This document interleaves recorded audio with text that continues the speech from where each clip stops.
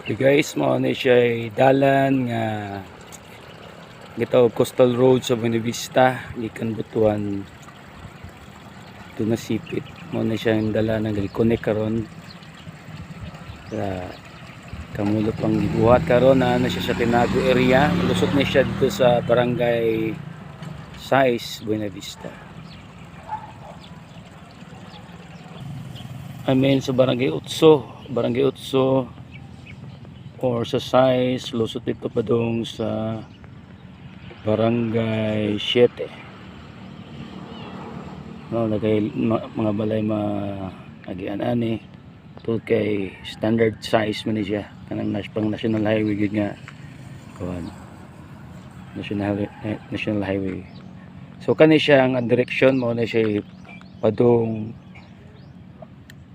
Manapa kana padong Manapa, no? So nadiri-pita mo to padong Buena Vista poblasyon. Mulo pang gibuhat karon. So padong Manapa. Ingon nila nakalusot na daw pero po kagid kaya na to sunod.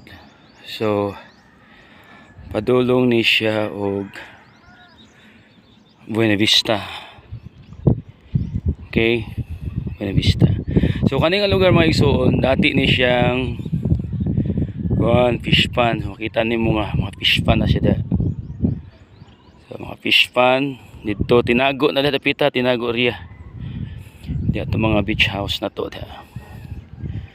So dito ang tulay sa tinago.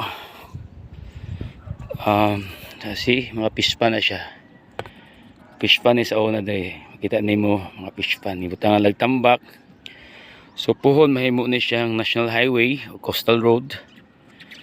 Lapad-lapad ang dalan dire. So mahimong diri na moagi ang mga bus ug ubang sakyanan nga padulong Butuan o mugikan sa Butuan.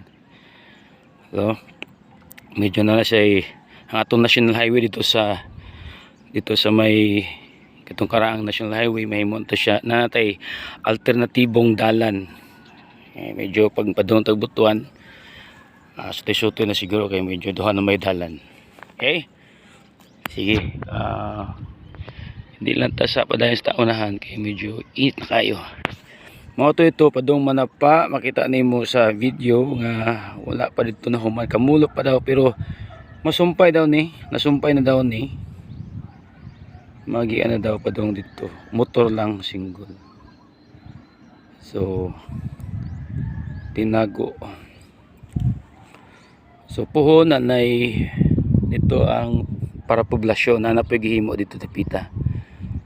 So puhon nanay coastal road ang Buena Vista nga dako sa noon bang standard size kini siya. So kamulo pang gibuhat karon mo nang medyo dagan pa din mga pila ka tuig pa niya mo man kay pag man ay panambak